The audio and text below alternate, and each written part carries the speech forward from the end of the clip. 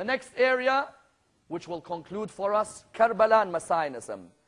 The Shia, many people see them straight away and say, the people of self-flagellation. True? How many of you see the images? Blood everywhere. And it's understandable if there are a group of Muslims who come out there and say, look at these barbaric animals who are self-flagellating themselves and coming forward and hurting themselves and putting pain on themselves.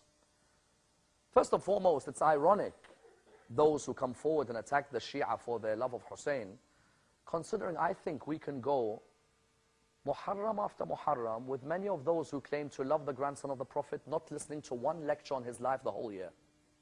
And I'm certain of that. In Syria, the Mufti of Syria, who's a friend of mine, who's someone I had lectured for within Syria, and I've been to that area, himself gives a khutbah where he says, why have they not told us what happened at Karbala for years? What, you think on the Friday prayer in Saudi Arabia on the 10th of Muharram, they're going to talk about what happened to the grandson of Muhammad?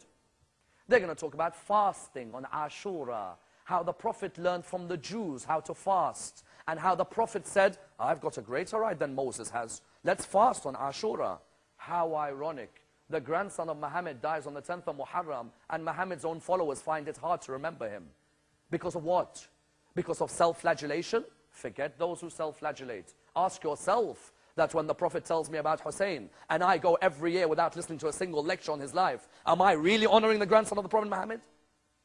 So how about those who self-flagellate themselves? It's not part of Shia doctrine. It's a cultural act. Does culture have a place within Islam? Yes. Unless culture breaks law. What do I mean? When the Prophet came to Arabia, there was some Arabian culture he didn't even change. Arabs for 4 months in the year wouldn't fight each other. Muharram, Rajab, Dhul Qa'dah, Dhul Hijjah, true? He saw no need to change that. You should keep those 4 months, and there should be no war. Then there were other things in Arabian culture which were seen as being bad. For example, burying your daughters alive. That was not allowed. When you honor Hussein, the Shia who honor Hussein, number one, normally do it, I'm sure many of you have seen. Normally there are 10 lectures in that first 10 nights. Do you agree? I'm sure some of you may have come across, most mosques have 10 lectures in those first 10 nights. Is that allowed? Of course it is. Any lecture which reminds you of the Holy Prophet's family is allowed in Islam. There's not a single Muslim who denies that. Number two, some of them come forward and beat their chests. Is that allowed? Where does it stem from? Some say it stems from the granddaughter of Muhammad by the name of Zainab, who slaps herself viciously when she hears the news of her brother's martyrdom. Others say no, it's a cultural act. You'll see them walking and going like this. When they go like this, there are extremes to it. There are some who rip off their shirts and go out publicly and do it. Is that what the scholars tell them? No. In every school in Islam, there are certain bands whose culture outweighs their religion.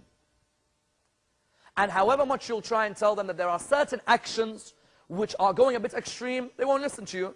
There are some who use chains and hurt their backs. There are some, how many of you have seen the following sight of getting a sword and striking your head?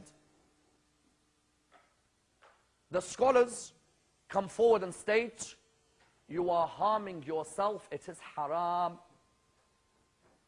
But unfortunately, what the scholars state sometimes goes in one ear, out of the other.